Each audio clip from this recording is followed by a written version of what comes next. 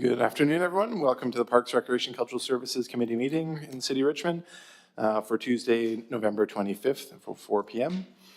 I'd like to start in a good way, and that it's my opinion that I'd like to take a moment to acknowledge and thank the traditional ancestral people of the Hunkaminam speaking language group who for time immemorial have used this land in their own way, and we're very thankful to be able to have Parks, Recreation, and Cultural Services on it today and into the future. Our first item is related to minutes, so a motion to adopt the minutes from October 25th. All those in favor? Thank you. Carry on. Our next committee meeting will be the last committee meeting of the calendar year on December 17th at 4 p.m. in this Anderson room. We do have some delegations who I'd like to call forward at the start of this meeting. We have Kira Gray, Manager Events Operations, and Vince Amodiov, Head Coach of Thunder Crew from the John M.S. Ledke UBC Boathouse. So if you'd like to come forward, the two of you are here. There's two mics that are live and glowing red, and you have 5 minutes or so to provide your update on boathouse activities along the middle arm of the Fraser River.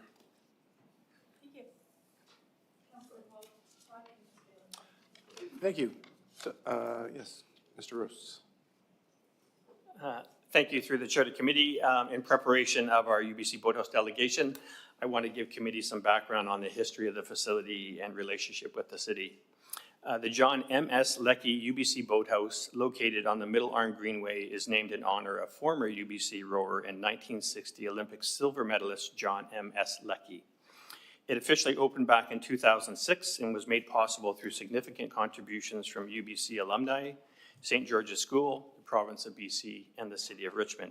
The facility, which was built by UBC and operated by its athletic program, operates under a long-term lease with the city and includes two primary components: an upper-level public event space used for corporate functions, weddings, and community gatherings, and a lower athletic facility dock featuring a dock, indoor training areas, boat storage, and supports rowing and dragon boat operations. Beyond serving UBC's rowing teams, UBC Athletics also delivers publicly accessible programs in collaboration with ST38 and the city, including boating, learn-to-row programs, and competitive rowing opportunities. Several race events are hosted at this location throughout the year. Thank you. Great. Thank you, Mr. Gross. Would you like to carry on with further update on the activities? Do I press? Yeah, it's on. It's already on, yeah. Thank you very much, and thank you to the chair and council for having us here. My name is, as was explained, my name is Vince Amodio, and I'm the head coach and program lead for Thunder Crew, which is the community programming arm here of the Boathouse. What I would like to just talk about here in our first couple slides today for you is showing the three main arms or goals of our program, which is to grow athlete pathways, building a community, engaging the school district, as well as then creating pathways for athletes to grow whatever they so choose. And as you'll see in the coming slides here, we've really done, I think, an exceptional job and are continuing to excitedly more into that in sort of putting a clear stake in the ground as far as being a community leader. On this first one here, you can see a very high-level, multi-team, multi-level view of our program and see how it intersects at different levels. You can see, obviously, that we have our three various rowing programs that operate there, as well as you can see we have three regular dragon boat programs to operate out of our facility. Within these three programs, you can see there's a lot of different vibrant levels of programming covering vibrant age groups, as well as coming from a wide demographic as well. At the bottom of this first slide, you can see that while we're obviously very happy with where we've gotten to this point, we're obviously always continually looking to grow and expand our outreach and expand awareness of operations and opportunities to come down and utilize the river. And you can see on the bottom there, as far as leaning into partnerships with Rowing Canada, where we can host Come and Try Days, which is open to the community at no cost, strengthening our existing relationship that we have with the Richmond Olympic Oval, as well as reintroducing more adult-based learn-to-rows and trying to grow, again, the demographic and who is welcoming more people down to our facility. So that's a very high level of what we're doing there as far as building a community. Just moving along here. Engaging the District of 38. This again ties into the last slide where again we want to be really tying in directly to School District 38 here in the city. We are currently engaged and looking to engage more in pilot programs to target them coming down, as well as dragon boat programs. And our goal here going forward is to really make sure that our facility continues to be a place where people just come back down as part of a regular, as part of their school schedule. It's not something, it's something that's just always on the calendar for them. And as you can see at the bottom there, we have some of our future goals that we want to continue to lean into as well with that group. Just moving along here to my last slide, on at least the programming end of it, you can see that where all this leads to is that we are a national leader in our sport. And here, right in the city of Richmond, there are some really exciting things happening with the sport of rowing. You can see there that across all of our programs, we've had representation at the national team level. We've also had coaches who have been engaged in the national team level. And you can see that, again, whether it's at a regional, provincial, national, or international regatta, we're very much in the forefront of the sport and driving it forward with not only within the community of Richmond, but overall within the country. That's the rowing portion of our conversation, and I'll pass over to Kira now for the event side. Awesome. Thank you again for having us. We're really excited to be here and connect with everyone. So overall, in case you weren't aware, our events at the UBC Boathouse help support our rowing programs and facility maintenance and upgrades. So we host a diverse number of bookings, including corporate meetings, corporate parties, celebrations of life, baby showers, engagement parties, and more.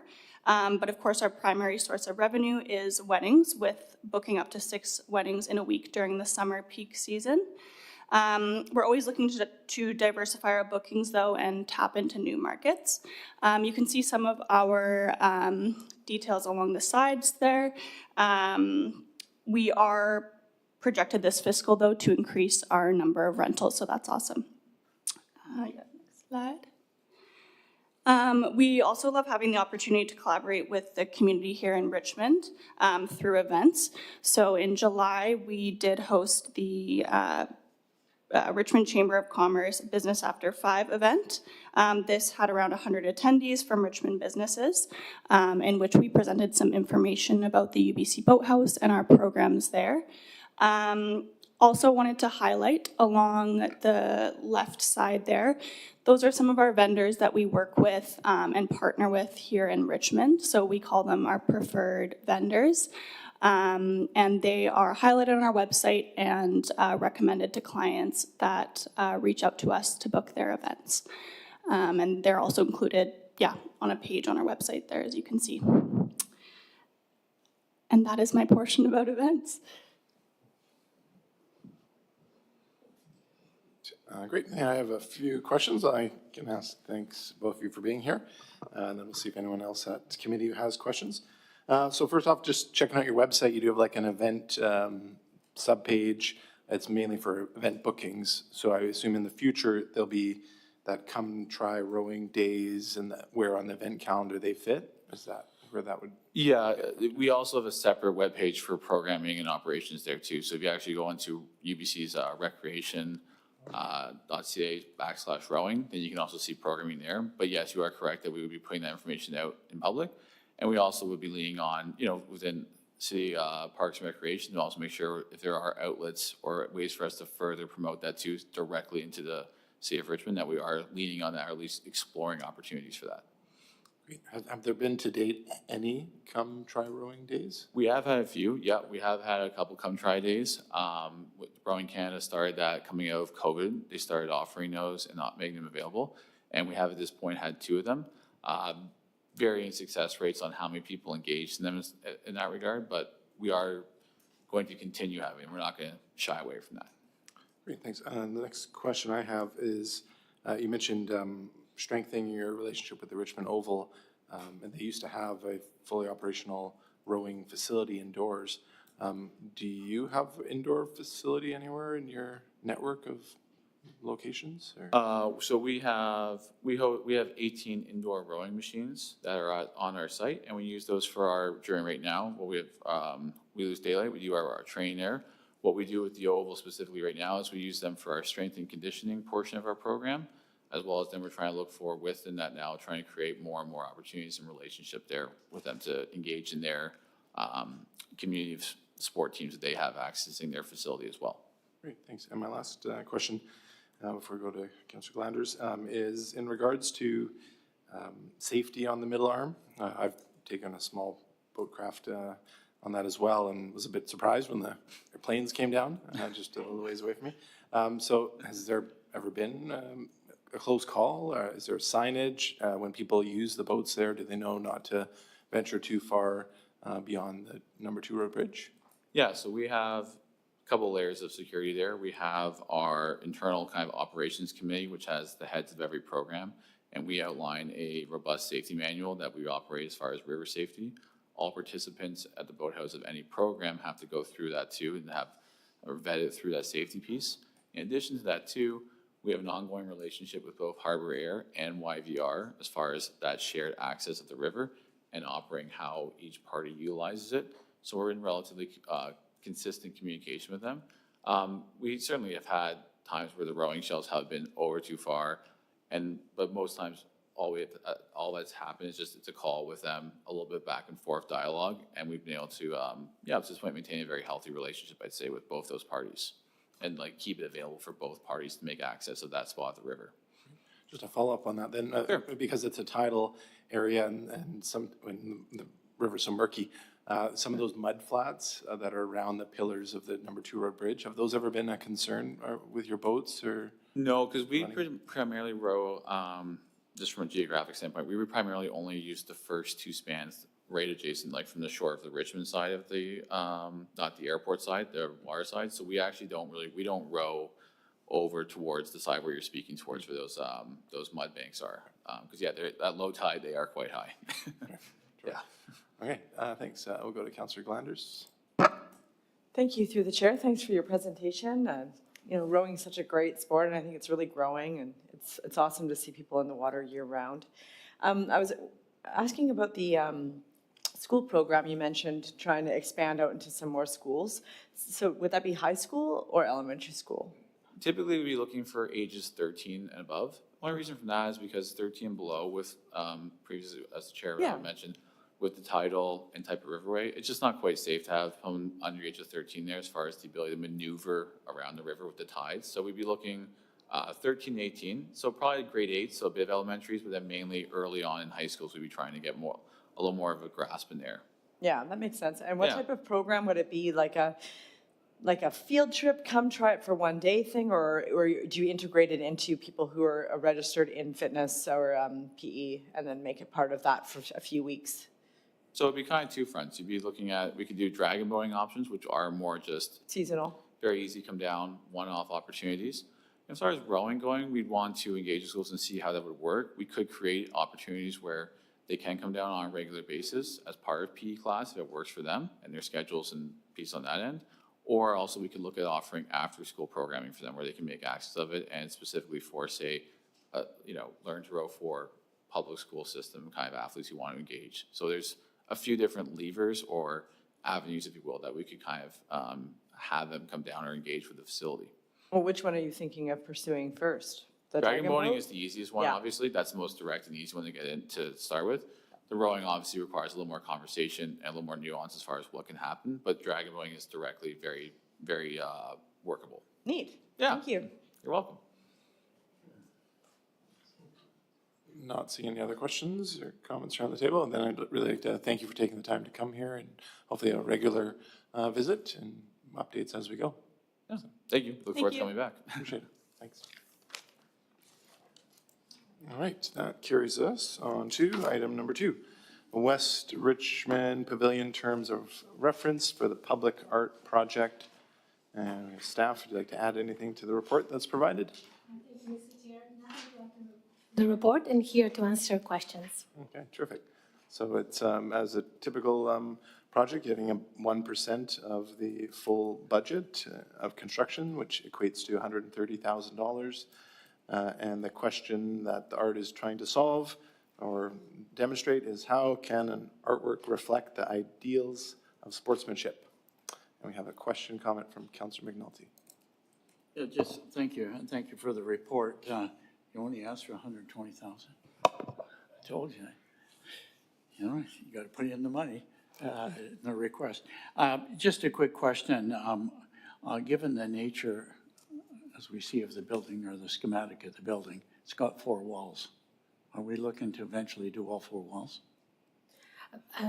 Through the chair to Councillor McNulty, the artwork is, we worked with members of the West Richmond Pavilion Building Committee, and the location that they preferred was outside of the facility, so it's in the entrance plaza. And it's meant to welcome the community as well as help with wayfinding and placemaking. Okay. Now, I understand that, but I just said it has 4 walls. I think given the nature of that and the situation where one can envision it, giving the shopping center around it, giving the ambience of the school, et cetera, I think there's some potential opportunities. Like I said, you only asked for 120,000. Thank you. That's my next project. Thank you. Great, thanks. Yeah, on our page 21 shows the map and the area for the public art location. And I asked staff earlier, the remainder of that space would likely be used for landscaping, so the public art would fit somewhere in there. And then, once that's determined, then the landscaping plan will come afterwards. Councillor Galanders had a comment, question? Yeah, just one question. The concrete balls that are like artwork that are at Hugh Boyd on the outside by the corner of 1 and Francis, are those considered public art, or was that part of something else?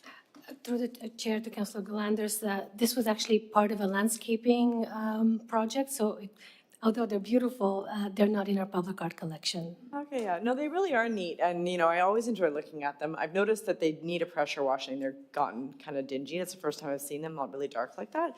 But I was just thinking, yeah, the sportsmanship, I think of passing a ball, and it would just be kind of cool if some of the artwork kind of tied in with those. But we'll see what happens. Thanks. Great. Thank you, thank you. All those in favor? Carried, thank you. All right, that takes us to item number 3, options for maintaining visitor hours for London Farmhouse. Anything you'd like to add, Rebecca? To the chair, I have nothing to add, but I would like to note that we have 2 members of the London Heritage Farm Society here, the treasurer Jay Scott and administrator Shelley D. Mack, who I believe the committee met before. Thank you. All right, I will start off, then I don't have a set question, but I did visit the site on Saturday.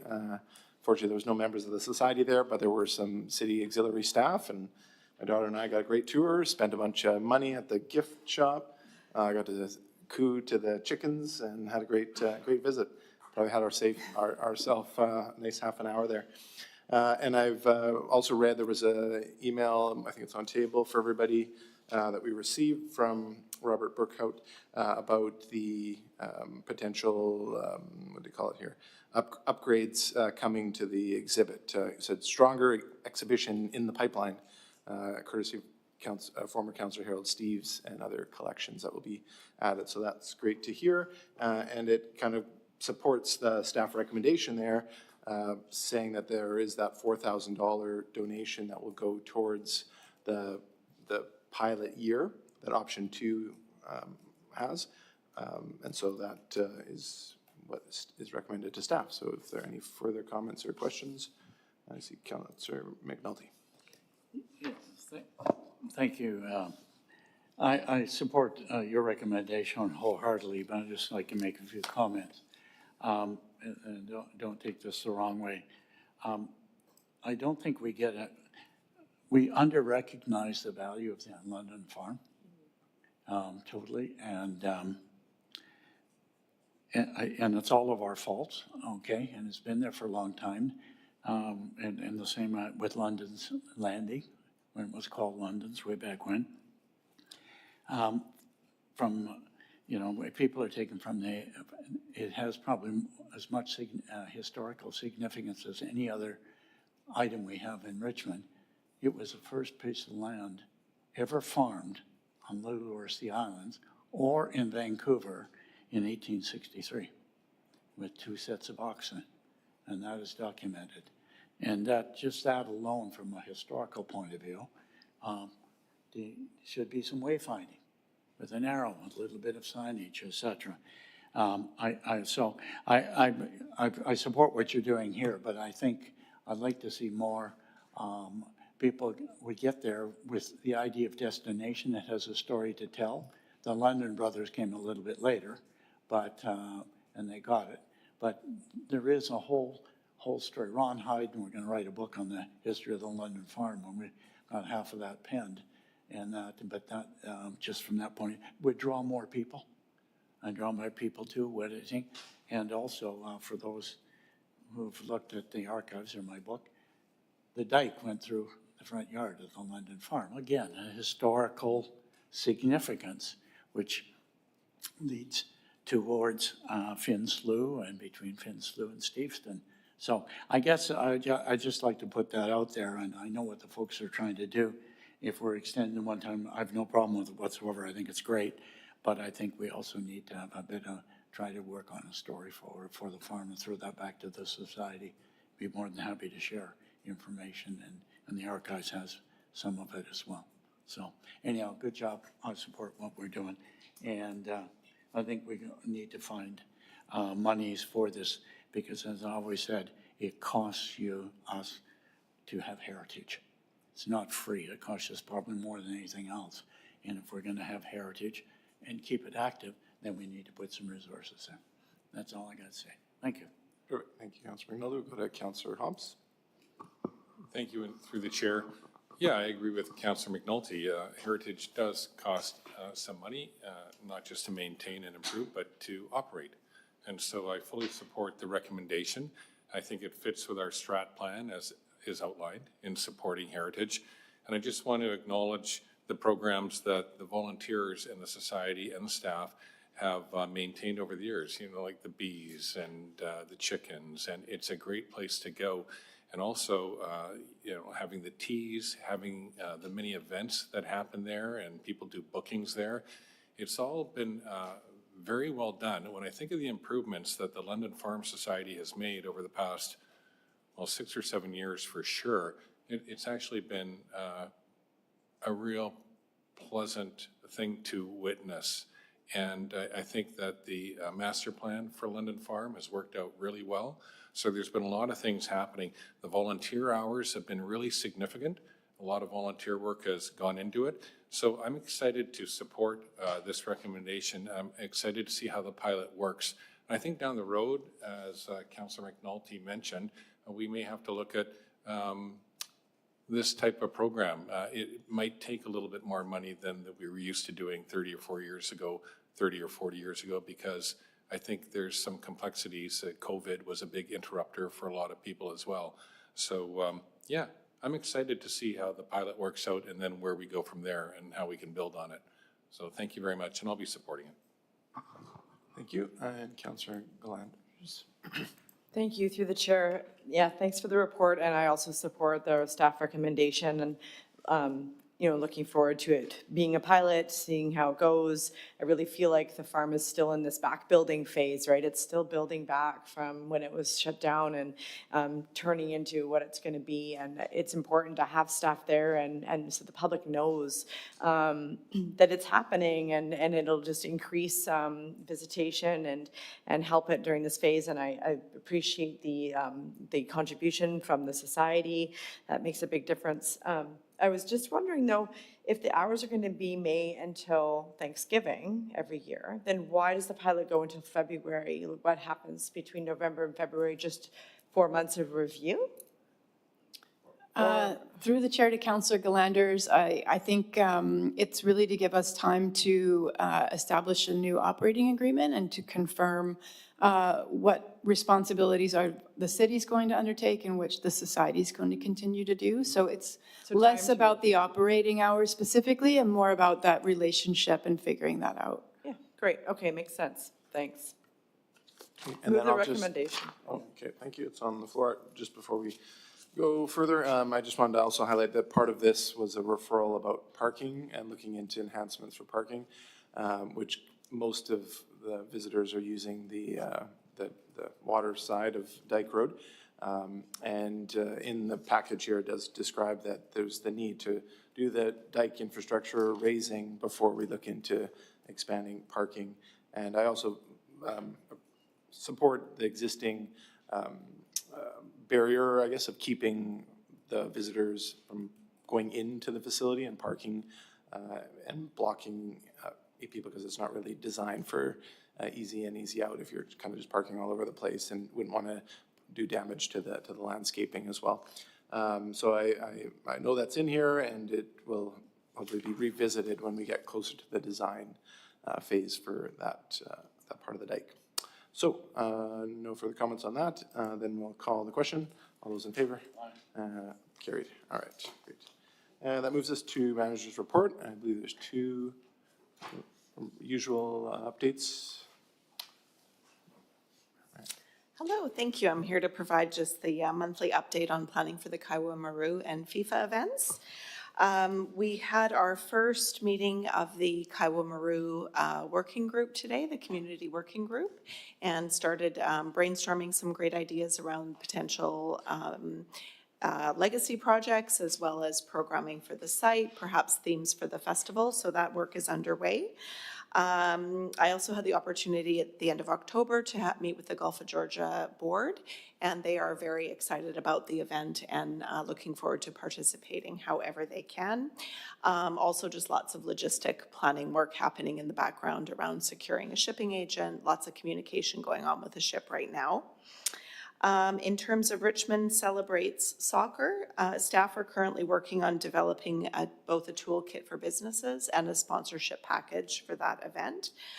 We are getting inquiries from local businesses about how they can participate and engage in the event, which is great. We've also received proposals from all the 9 community centers with what they would like to do for their activations. And so we're preparing a report that will come to you in December with the final program schedule and some revisions to the budget to reflect the conversations that we had when the program was originally brought forward. Great, thanks. Just a comment and question. So the Kaiwa Maru was actually featured on the UBCM binder that all the delegates got recently. I just saw Councillor Liu's dropped hers off, and yeah, it was featured on there, docked off of our Gary Point Park.